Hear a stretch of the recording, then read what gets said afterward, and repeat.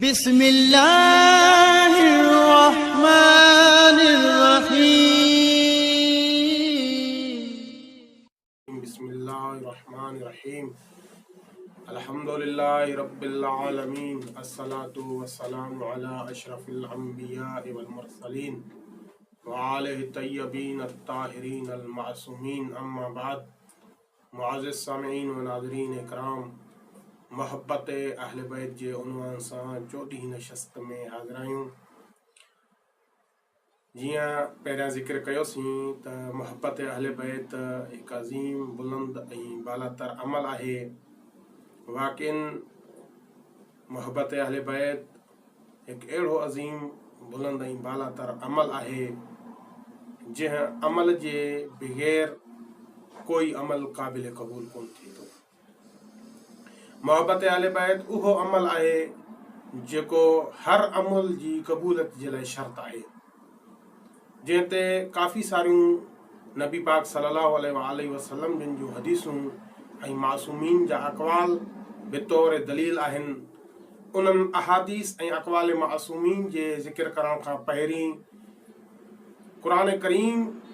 जी उन आयत के बितौर दलील ज़िक्र करण चाहियूं था जेका आयत मवद्दत जे नाले सां मारूफ़ ऐं मशहूर आहे। मुफ़स्सिरीन जिन नक़ल कनि था त आयत मवद्दत कुल ला असअलकुम अलैहि अजरन इल्लल मवद्दत फिल क़ुरबा उन वक़्तु नाज़िल थी जंहिं वक़्तु कुझु मुसलमान गॾिजी करे पाण में मीटिंग कयऊं त रसूल सल्लल्लाहु अलैहि वसल्लम जिन जी ख़िदमत में हलूं ऐं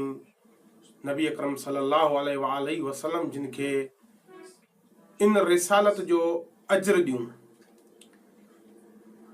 बाज़ उलमा जे नज़दीक कुझु मुसलमान नबी अकरम सल्लल्लाहु अलैहि वसल्लम जिन जी ख़िदमत में आया ऐं अची करे चवण लॻा, या रसूल अल्लाह, असां सिरात ज़लाल ते हुयासीं, तव्हां असांखे सिरात मुस्तक़ीम ते आंदो आहे, असां बुरनि राहनि ते हलण वारा हुयासीं, अव्हां असांखे सिधी राह ॾेखारी आहे, लिहाज़ा असां चाहियूं था त अव्हां खे इन रिसालत जो, इन सिधी राह ॾेखारण जो कुझु अजर ॾियूं, उन जो हक़ अदा कयूं। तो उन वक़्तु अल्लाह पाक आयत मवद्दत नाज़िल कई त ए मुंहिंजा हबीब, तूं इन्हनि खे चओ, ला असअलकुम अलैहि, मां अव्हां खां कंहिं बि क़िस्म जो को सवाल नथो कयां, इल्लल मवद्दत फिल क़ुरबा, अगर अव्हां कोई अजर ॾियणु चाहियो था त तव्हां मुंहिंजी क़रबा सां, मुंहिंजी अहल बैत सां मवद्दत कयो। मवद्दत जी माना नशस्त नंबर 3 में ज़िक्र थी चुकी त महबत मवद्दत हुअल महबा, मवद्दत महबत खे चइबो आहे, उन जी इताअत खे चइबो आहे, या मोहब्बत जे आला दर्जे खे मवद्दत चइबो आहे। त नबी पाक सल्लल्लाहु अलैहि वसल्लम जिन मुसलमाननि खे मुखातिब थी करे फरमाइण लॻा, अगर तव्हां कुझु ॾियणु चाहियो था त तव्हां मुंहिंजी अक़रबा सां मोहब्बत कयो। त सामीन इकराम, इन आयत ते गौर व फिक्र करण खां बाद में नतीजो इहो थो निकिरे त अगर कोई शख़्स अहल बैत जी मोहब्बत जे बग़ैर उहो केतिरा ई अमल अंजाम ॾिए, उन जो को अमल क़ाबिल क़बूल न थींदो, छो जो उन अमाल जी मुआविज़ो ऐं उजरत जेका आहे उन जो नालो मोहब्बत अहल बैत आहे। मिसाल तौर, अगर कोई शख़्स, कोई मुसलमान कंहिं लाइब्रेरी मां, कंहिं दुकान तां क़ुरान शरीफ़ खणे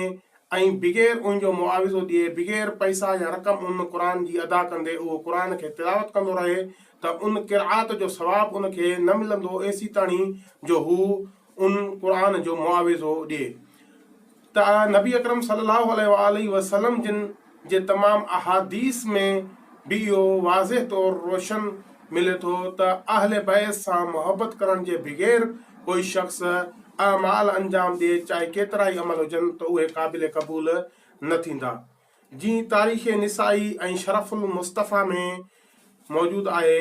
त लौ अन्न अबदन अबदल्लाह तआला बैन रुकन वल मक़ाम, अगर कोई शख़्स अल्लाह जो बंदो अल्लाह जी इबादत करे रुकन ऐं मक़ाम जे दरमियान अलिफ आम सुम अलिफ आम सुम अलिफ आम,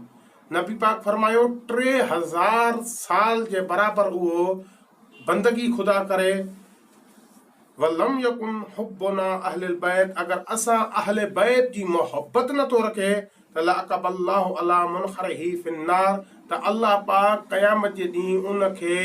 उन शख़्स खे उन आबिद खे ॿुधे मुंहुं जहन्नम में दाख़िल कंदो। त नतीजो निकितो त हर अमल जी क़बूलियत जे लाइ मोहबत अहले बैत शर्त आहे। इन खां अलावा काफ़ी रिवायतूं काफ़ी मासूमीन जा फरमान आहिनि जेके आईंदा नशस्तनि में असां नंबरवार ज़िक्र कंदासीं। ख़ुदावंद मुतआल खां दुआ आहे त असांखे मोहबत अहले बैत अलैहिस्सलातु वस्सलाम ते क़ाइमु रखे ऐं आइमा मासूमीन जी इताअत व इत्तबा नसीब फरमाए। वस्सलामु अलैकुम वरहमतुल्लाहि।